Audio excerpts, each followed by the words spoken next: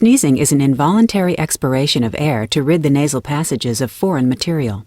Particles that enter the nostrils and irritate nerve endings in the nasal mucosa trigger impulses that are transmitted via the fifth cranial nerve to the brain's sneezing center in the medulla.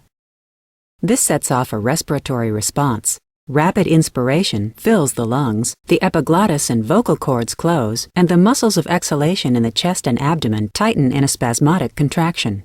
These events create a buildup of pressure in the lungs. When a sufficiently high level of pressure is attained, the vocal cords relax, the epiglottis opens, and an expulsion of air rushes through the nose and mouth. The force of the sneeze propels the irritants out of the nasal cavity.